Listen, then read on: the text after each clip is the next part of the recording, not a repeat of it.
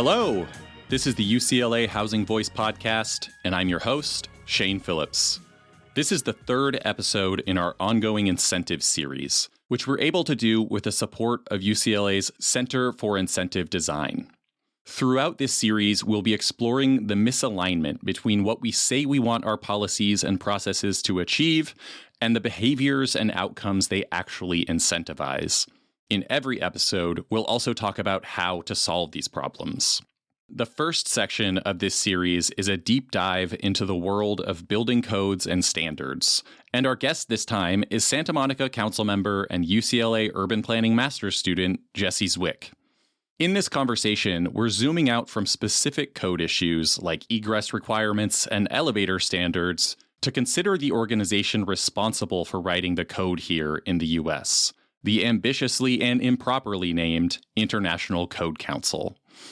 This series is about incentives, and in this episode, we're going to be talking about how the ICC is structured such that bad outcomes are all but guaranteed.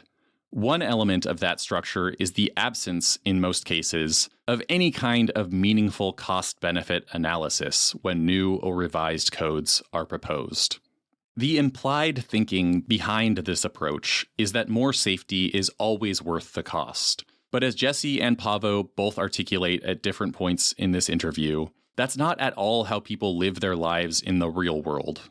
Many fewer people would be seriously injured or killed in cars if everyone wore helmets and 6-point seatbelts. But virtually no one does because we've decided the additional safety is not worth the inconvenience. We design many roads for travel at 50 or 60 miles per hour instead of 20 or 30 because we also value speed, not just safety. We allow restaurants to serve sushi and beef tartare because a lot of people really like those foods, and they accept a higher risk of food poisoning because, all things considered, having those foods in their life is worth the cost. That is not how our building code works, particularly for multifamily housing. In that world, we mandate gold-plated safety standards for everyone, even if many people would happily exchange whatever minuscule risk accompanies a smaller elevator or a single stairwell for a few $100 off their rent every month, or a floor plan that cross-ventilates and lets light in from multiple sides and protects their bedrooms from street noise, or any number of other things people value in the buildings where they live, and they might have to give up in exchange for these higher-level safety standards. What I just said takes for granted that people can even get into these super safe buildings. But one consequence of these codes and standards is that we build fewer new buildings so that more of us are stuck in homes that are older and much less safe and sanitary. It also takes for granted that all these codes actually do make us safer, which our last few episodes showed to be untrue in very important and costly ways. This all comes back to the organization responsible for our model building code. So we were excited to take a deeper dive and to get the perspective of an elected official on this inherently political issue. The Housing Voice podcast is a production of the UCLA Lewis Center for Regional Policy Studies with production support from Claudia Bustamante, Brett Berndt, and Tiffany Liu. Send your questions and feedback to Shane Phillips at ucla.edu.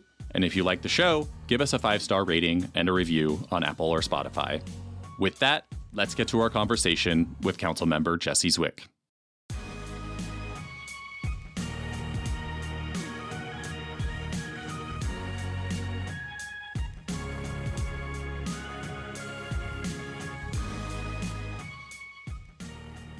Jesse Zwick is a council member for the city of Santa Monica and, more importantly, a current UCLA student in our Master of Urban and Regional Planning program, a MERP, as they are affectionately known.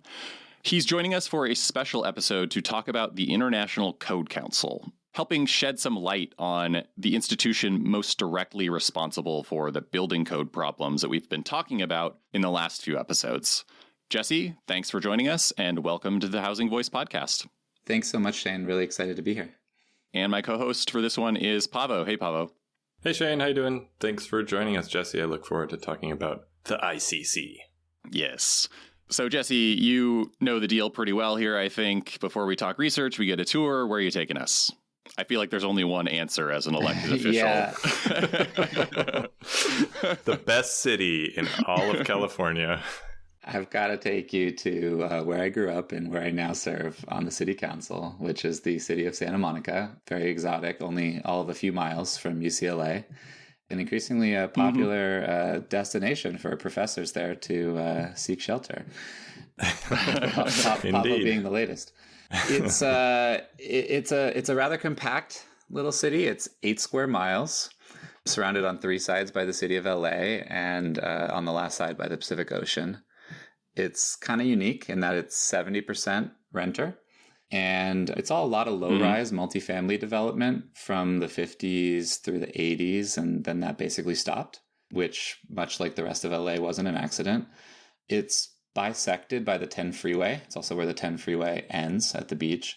And that is sort of one of the original sort of scars in the community that we're still contending with. The freeway was routed straight through the neighborhoods that traditionally boasted really robust Black and Latino populations in the city, while at one point in Santa Monica, each represented around 25% of the population. Today, our Black population is only 4%, and our Latino population is maybe 14%. And lastly, it's very flat with a sort of nearly perfect grid-like street layout, which combined with good weather and bike infrastructure has really made it one of the most walkable, bikeable cities, if not the most walkable, bikeable cities in LA County. And that's something that we're very proud of over here. Not a high bar, unfortunately, but yeah, it's one of the few places when people ask me, like, is LA nice to bike in? I'm like, maybe Santa Monica, and that's really about it, even though the whole area should be amazing. It would be one of the best places to bike on the planet if we just built a little connected infrastructure for it. Yeah, I traded in my car a couple of years ago for an e-bike, and obviously it helps that I don't have to leave Santa Monica too much, but it serves me totally fine here. It's been really great to lose the car once I move back to Santa Monica. I'm envious. So as I said, this is a special episode. At different points throughout the series on misaligned incentives, we're going to take some detours to have shorter conversations that relate to our main topics in one way or another. And I don't know how much shorter this one's actually going to be based on the number of questions I wrote down, but we're going to see how it works out. In this case, we're getting into the International Code Council and its signature products, the International Building Code and International Residential Code. This year, Jesse wrote a report for his MERP program about the ICC titled Out of Code, the Hidden Costs of U.S. Building Standards, which packs a lot of great history and insights and quotes into a compact 12 pages. And this report is forthcoming. We're hoping to have it published by the time this episode is out so people can take a look if they're interested. As we've talked about in previous episodes, the ICC writes the model building code, which U.S. states and cities then adopt, often with their own additional locally relevant provisions, and which then determines exactly how buildings are designed, constructed, and how they can be used. It's a mostly volunteer-run organization, as we'll talk about, with a massive influence shaping the ways that millions of buildings are designed and constructed. Projects that I think probably have a total value that reaches into at least the tens of billions of dollars every year. After zoning, building code is definitely one of the next big hurdles on the horizon for housing reformers, and so it's rightly been getting more attention, including on our show. Jesse, you say something in the report that really captures why we wanted to have this conversation with you.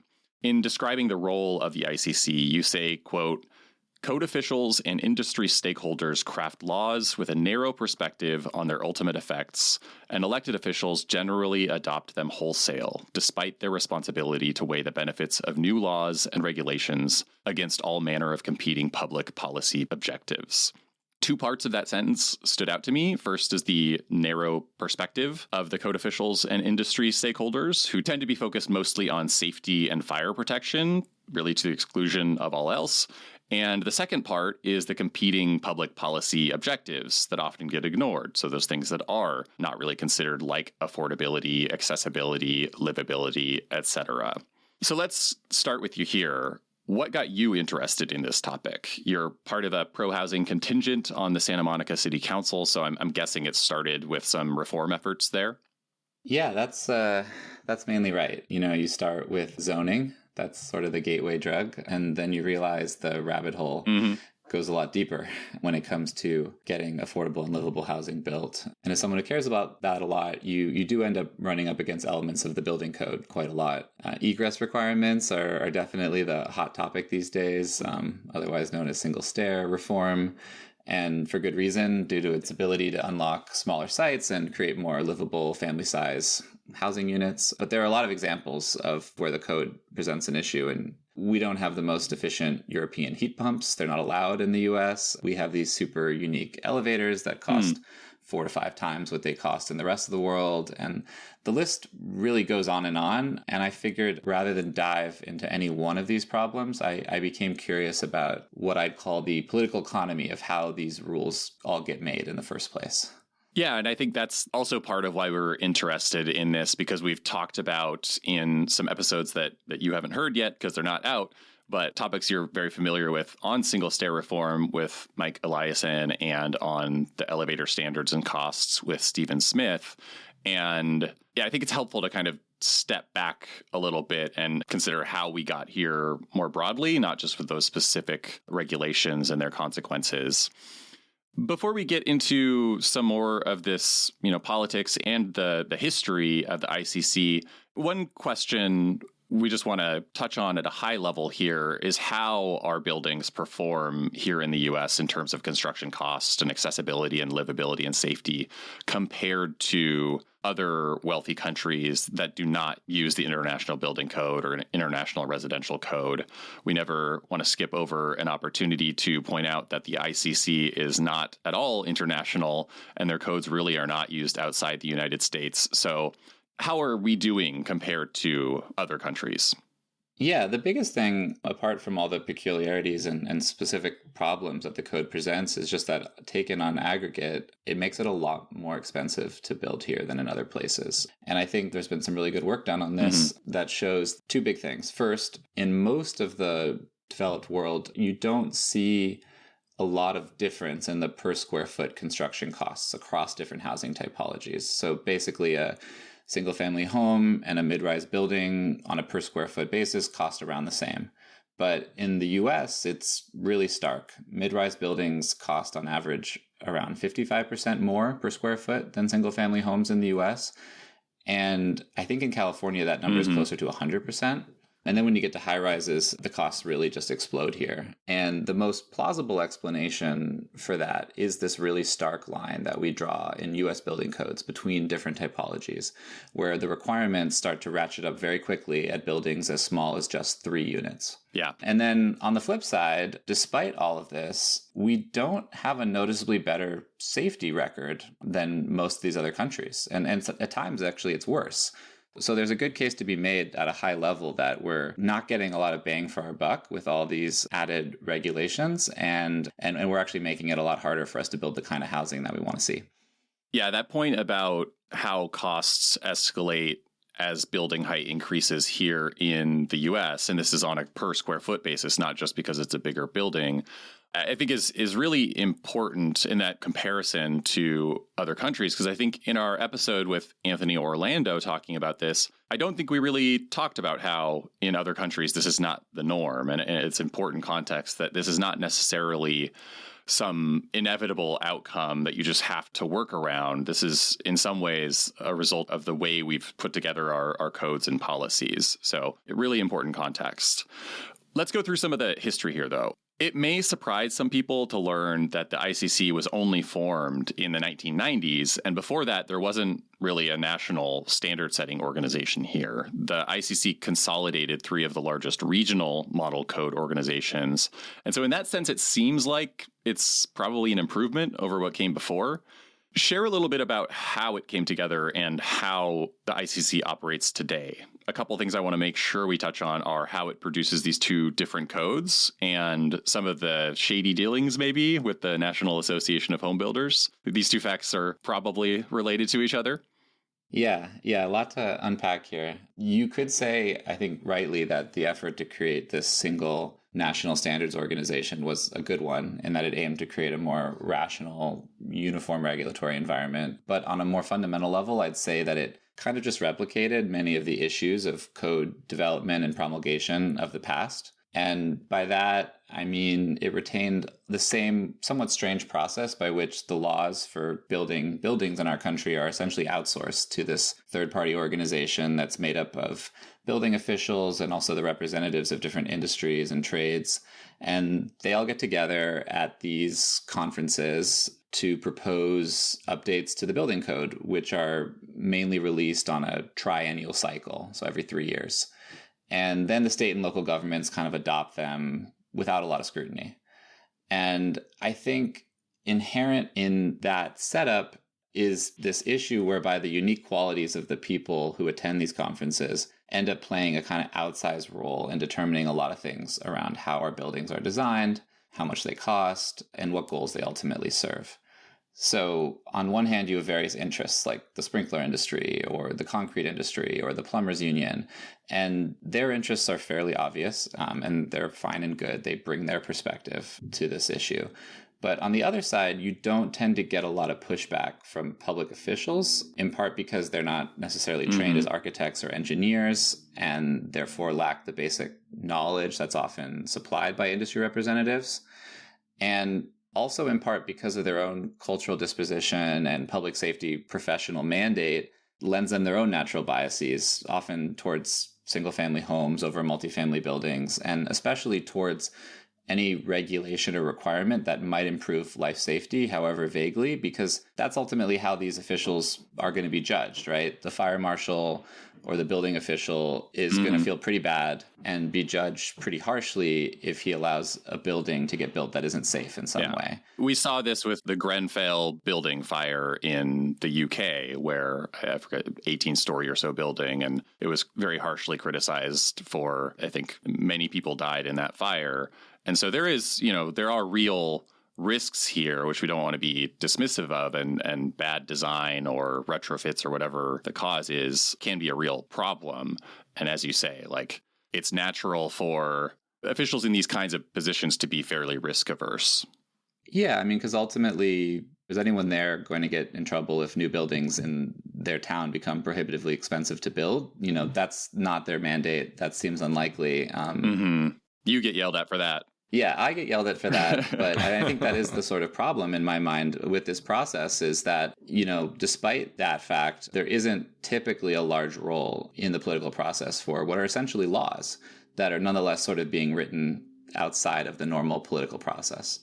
To speak to the other part of the question, the biggest and most problematic bias, the one that's been decried the most by housing advocates, is the bright line that the ICC draws between single family and multifamily homes. They put out two separate codes, the International Residential Code, which actually governs single family and duplexes. And townhomes, yeah. And then the International Building Code, which essentially governs everything else.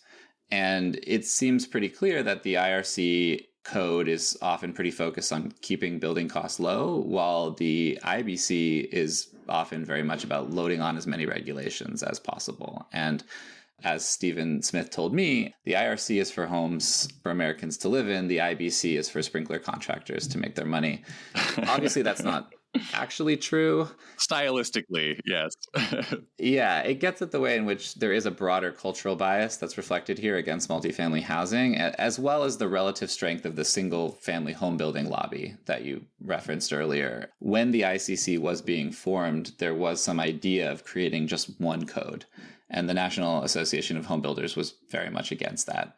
And so not only did they end up having to create two separate codes, but what's been revealed since is that the National Association of Home Builders was given a secret side deal with the ICC that said that on any committee that would propose changes to the IRC, they get a guaranteed number of seats. And these committees are essentially the most important parts of the code development process, because it's really where the sausage gets made, and later there's a bunch of votes taken by the whole membership, but essentially at that point it's more of a pro forma ratification most of the time. So it's a major influential thing that they have, and there isn't really an equivalent on the multifamily side when it comes to a lobby for keeping costs low.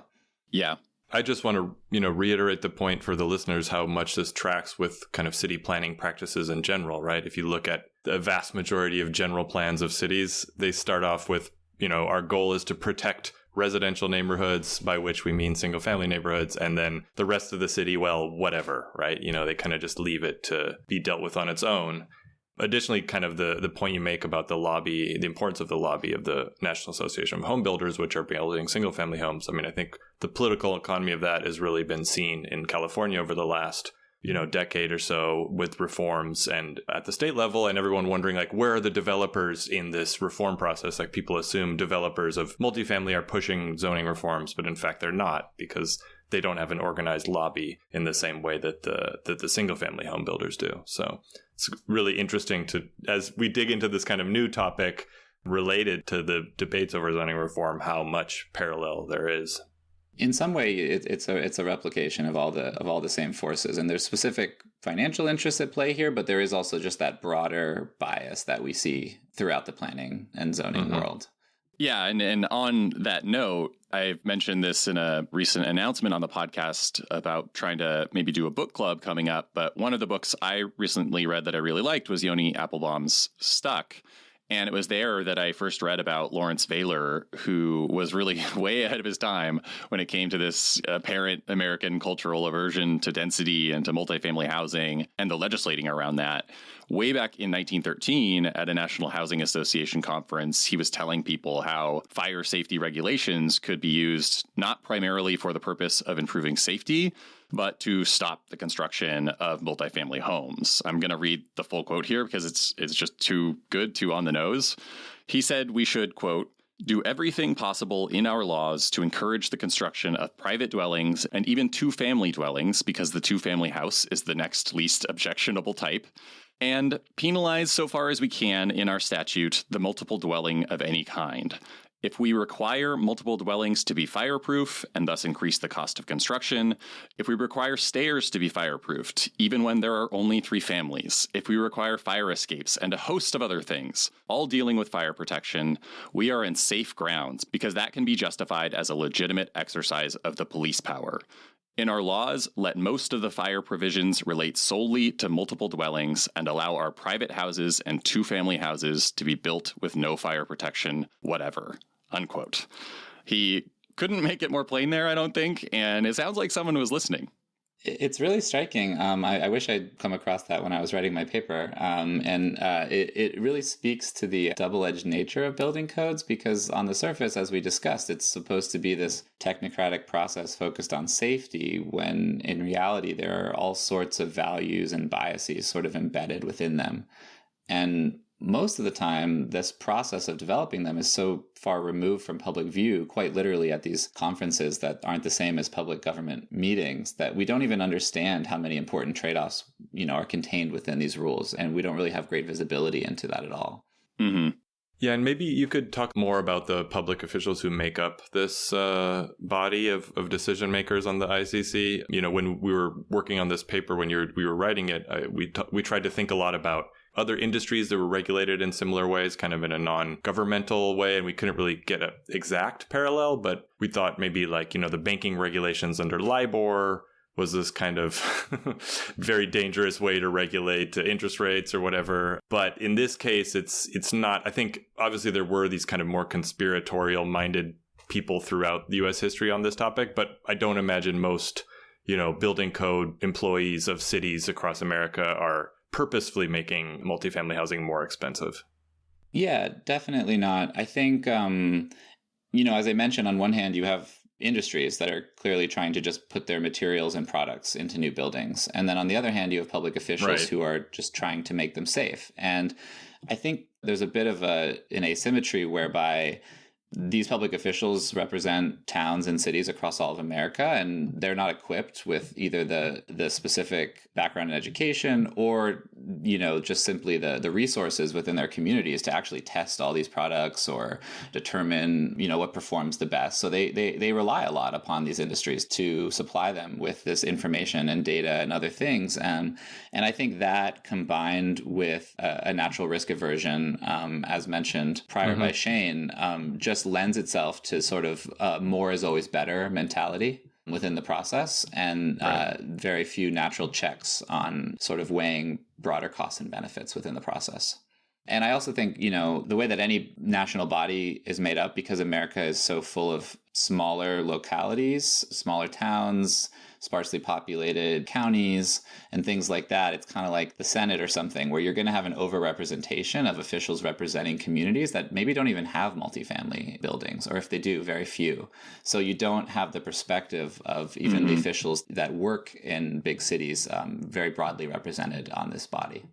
Yeah, and you can guess that, like with so much in American life, there's a high correlation between building type and incomes, and probably very few fire department chiefs live in multifamily buildings, so they don't care if they're less pleasant places to live. Yeah, I'm thinking about some of the politics around crime right now and always, and just how people in the suburbs think cities are on fire and these crime-infested madhouses.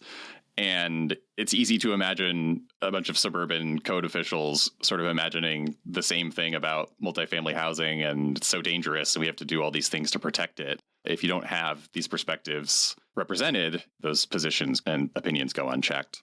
You could say it goes even further in the sense that even in cities like mine or others, a lot of the times, both for economic and cultural reasons, a lot of the officials across public safety and other departments actually tend to live well outside of them. I think in LA, you have a broad percentage of the police force that live up in Simi Valley or Santa Clarita or other places. And so even in cities, you might not have officials that actually live within them. They might live in the periphery and for various sort of economic or cultural reasons. So it even expands to those that represent cities. Yeah, that's a really good point. So one of your big critiques in the paper is that there's often no balancing of costs and benefits in these ICC code updates, or if there is, it's at least a very perfunctory effort. Just a heads up to listeners, in this quote I'm going to share, you reference reason statements, which I understand to just basically be the justifications for creating or modifying code. You write, quote, "Indeed, improve life safety is commonly included in reason statements without any accompanying quantification of deaths and injuries that might be prevented by the proposed change." What's an example of that maybe, and how do you propose that we change things? So I may again be treading ground you've already covered, but the most famous example, I think, is the one that Stephen Smith unearthed and Henry Graybar wrote about more recently in Slate, which has to do with the mandated size of elevators in the U.S. The notion was that it'd be better if longer stretchers could fit completely flat in them, and the estimated cost was none. And that really turned out to be laughably untrue if you follow the trajectory of the cost of elevators in this country. But, the same applies to most code updates made through the process. One example is a new requirement to have a fire watch overnight at most construction sites. Maybe that's a good idea, that could be worth the cost, but we don't really know because no one really bothered to study it. Another is the requirement for sprinkler systems in all new homes. And that's not going to be required in the International Residential Code for single family homes. Like there's no question that's ever going to be mandated. Yeah, and I think, similarly, there was a requirement to place sprinklers in all new homes, including single-family homes. And the few studies that are out there on this topic have indicated that the cost outpaces any potential benefits that come when you do this with really small structures. And I think, broadly speaking, this took me down a rabbit hole into the history and philosophy of what's known as cost-benefit analysis, which is a kind of hotly debated but increasingly popular approach. Super exciting field. Yeah, to government rulemaking. I mean, it sort of is. It's people really debating the value of a life, or a year of quality life, as I'm sure you'll touch on. Yeah, and I think the critique in some people's minds is that it attempts to render these very tough decisions into these objective math problems where these models are always going to be flawed approximations of reality, and maybe sometimes it's a Trojan horse for deregulation or something like that. But I do think the benefit, and this part I find very compelling, is that normally in these government rulemaking processes, you have all these special interests weighing in during these comment periods, and the average Joe in no way would be expected or would want to be able to follow this process. And as such, you don't really have anyone whose job it is to stand in for the public. And I think at the best case scenario, a cost-benefit analysis is one that takes this really technical and complicated process and sort of distills it into a basic question of saying, well, on the whole, does the public benefit? And it's a really common practice across a lot of different industries. But the building world has been sort of stubbornly resistant to it. And I think the easiest place to start, with rehabbing maybe the ICC's reputation and rationalizing the process would be to start implementing a more rigorous version of cost benefit analysis within the process. Hire people whose job it is to perform these really rigorous analyses on newly proposed rules, and ideally go back and study the ones you already have on the books too, and see which are really delivering value and which aren't. Yeah, my dad was always really into a requirement for a 6-point seatbelt in cars, and also that every driver and passenger should be wearing a helmet like they do in the Formula One. So I think that would improve safety a lot. But it's this kind of thing where the public, you can imagine a public debate on that people would just say, no, I don't want to do that. It's too much work to put on my 6-point seatbelt. But in this case, there's just no pushback. And so we're getting the equivalent in buildings, but maybe without the benefit. Yeah, I think that's kind of hidden from people, right? We make these trade-offs all the time between our convenience and safety and so many avenues of society and rulemaking, but I think they're kind of hidden within buildings, and you just see it in these costs, but people aren't actually willfully deciding how much safety they want to consume versus other benefits they might get out of a building. They're just sort of being presented with one option, and the process behind it is quite opaque. So I think it makes tons of sense to have some kind of benefit cost analysis, even if, you're a little uncomfortable with putting numbers to these things. It seems clearly better than just asserting that there is no cost and not doing any kind of analysis. So that seems like obviously a step forward. Beyond that, what else needs to change? The ICC is not alone in this, but it doesn't seem to do a very good job of revisiting old regulations, as you talked about, when new technologies or new approaches are developed. So the code naturally gets more complicated and weighed down over time. Those kinds of cleanup revisions are, I guess, sort of analogous to the idea of refactoring computer code, and we could probably pay more attention to them across a lot of different policy areas. So that seems like a maybe straightforward idea, if not an easy one to implement in practice. Stephen Smith has advocated for adopting EU standards for elevators. Is that something we should be doing for our building code more broadly? Yeah, I think in general, when you talk to advocates and people with knowledge of this space who are kind of deep in the weeds of building code, they get kind of dreamy-eyed when we start to get to the way Europe does most of this. And I think that's for a couple of reasons. First is because they centralize the process at the national or even supranational level, where these bodies actually have the resources available to really study these things in a rigorous fashion. Right. These are people who are hired and paid to develop the codes, not just operating as volunteers, essentially.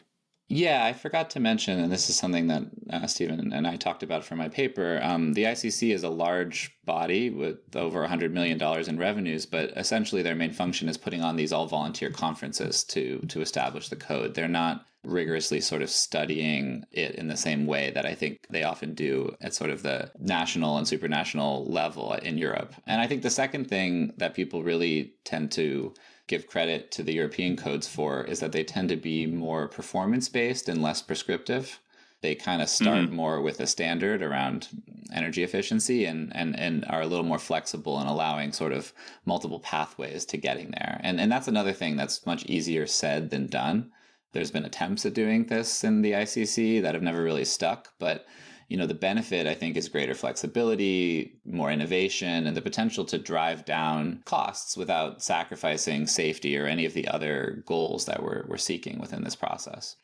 And, thinking about if we were to have a national code, that seems not really in the cards right now. I'm not sure we can expect much from our federal government. We could still call it an international code, Shane. Yes, well, of course, that's fine. But just thinking about who would take responsibility for this? One thing I've been wondering, is this something that California could really try to do?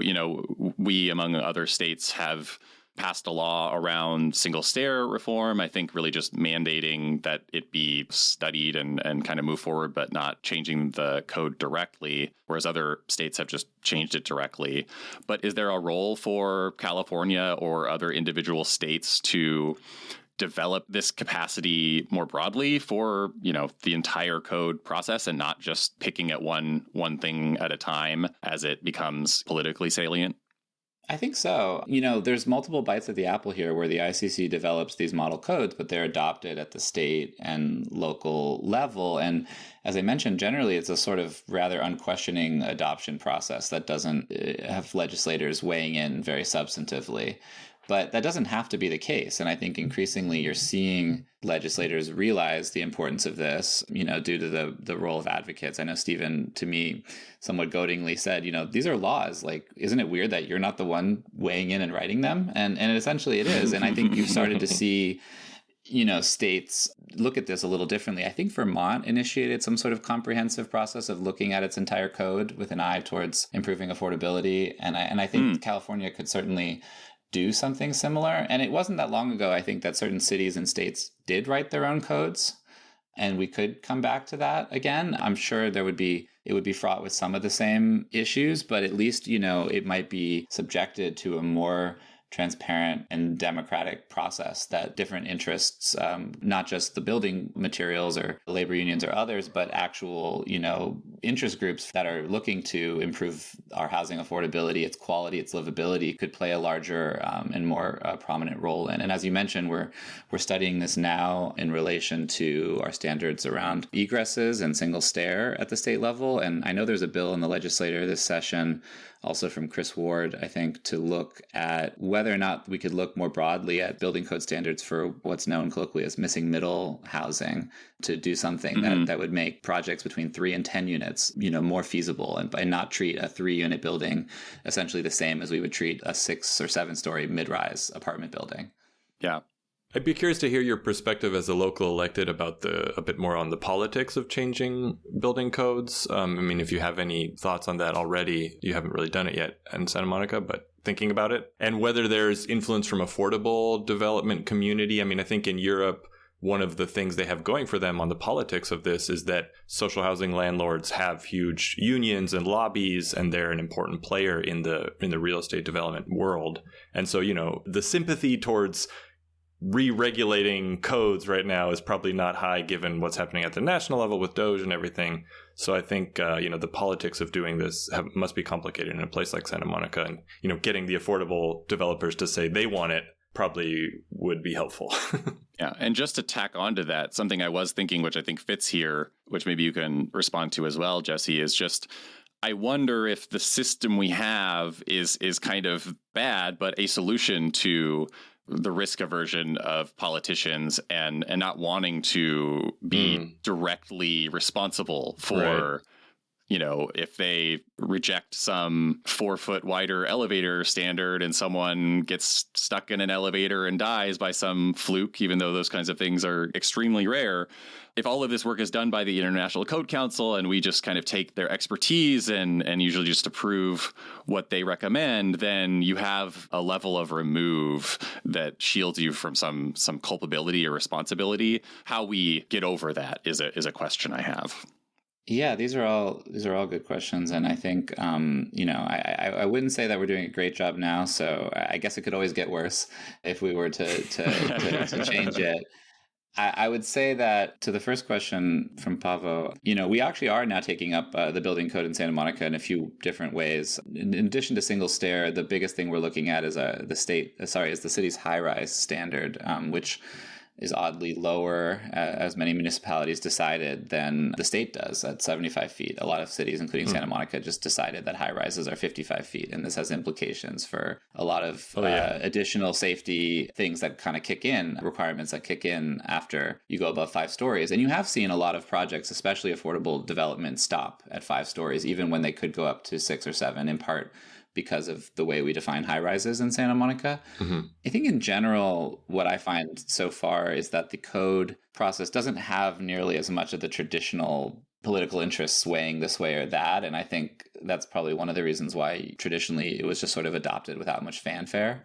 Now that housing advocates are getting interested in it and realizing its nexus to affordability, you are seeing people weigh in politically that typically would not have in the past. And we're rushing to make changes to our local code, both the high-rise standard and our egress standards, before the code freeze that the state has implemented on October 1st. So I guess we'll see how those politics play out locally. I would say that, it involves a lot of collaboration with our building officials and fire officials and others who have been really great and collaborative. And I think you need that, because what I agree with is that if you were to go politically to propose a change to this and your fire marshal or your building official or both came up and said, I don't think this is safe, I don't think you'd probably get a majority of people on the body to say, let's go for it anyway.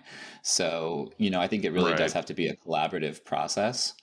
As far as the broader thing about, what role electeds should play in this, I do believe that at the end of the day, building codes, like all other laws, have a lot of political dimensions to them. And to sort of pretend like that isn't embedded in the process now, I think is a fallacy. And I think it's better to daylight this as much as possible, that we are making trade-offs. And as we talked about in the past, like, it's weird and kind of maybe makes us squeamish to choose between some desirable public goal like housing affordability in a scenario where there's perhaps a minuscule elevated risk of death in a building. But we do it every day in countless arenas. We do it in air travel and in road design. We weigh trade-offs between speed and safety. We do it in medicine, where we talk about the benefits of an intervention versus the chance of an adverse reaction. And I think we do need to realize that buildings aren't special in this regard, and we need elected officials who are willing to do the tough job of weighing these trade-offs rather than just sort of punting on them to a supposed higher power that is removed from bias, when in fact bias goes throughout the whole process, no matter what level in which you work on these. Absolutely. And I mean, now that housing crisis has led to affordability being connected to premature death by people living on the streets, I mean, it's not a safety-free outcome on the other side either.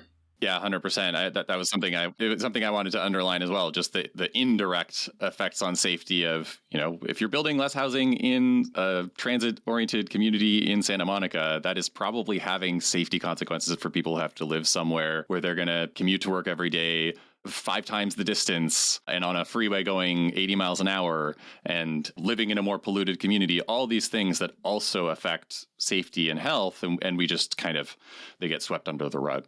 Yeah, what I learned when studying this topic was that there are kind of a number of indirect costs that are commonly associated, that aren't just the direct costs that building codes do to construction, but rather I think they're mainly grouped under income and stock effects. The first being that, as the price of housing becomes more expensive, we'll see people then, because it's an essential good, either you'll see people who, as Pava mentioned, can't afford it at all, and that comes with the major health risks, or you'll see people who maybe have to substitute other essential things like food and medicine or things like that in order to pay for it. Or they'll just simply live further away and deal with, decreases in opportunity or increases in driving and all the things you just mentioned. And so those are some of the income effects, I guess. And then when it comes to the stock effects, you see an irony whereby the stricter you make the code, because we don't really apply the same standards, we don't apply the same standards at all to older buildings, you often see a disincentive to redevelop old buildings, which actually, because there are no standards for them, are often quite unsafe. There's lead, there's asbestos, there's other chemicals that we used to use that we don't use anymore. They're also really horribly energy inefficient. And paradoxically, sometimes, there are these indirect effects as well on our building stock, by which we're essentially incentivizing people to live in very old and very unsafe and very energy inefficient buildings by mandating that our new ones be so much exponentially more so. All right, I think we're going to close it out there. This is a slightly shorter episode, and we're going to stick to that. Jesse Zwick, thank you for joining us on the Housing Voice podcast. This was great. Thanks so much for having me. I've been a faithful listener, and it's exciting to get to be on the show.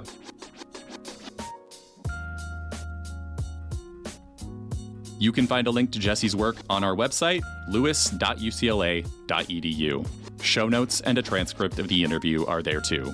The UCLA Lewis Center is on the socials. I'm on Blue Sky at Shane D. Phillips, and Pavo is at El Pavo. Thanks for listening. We'll see you next time.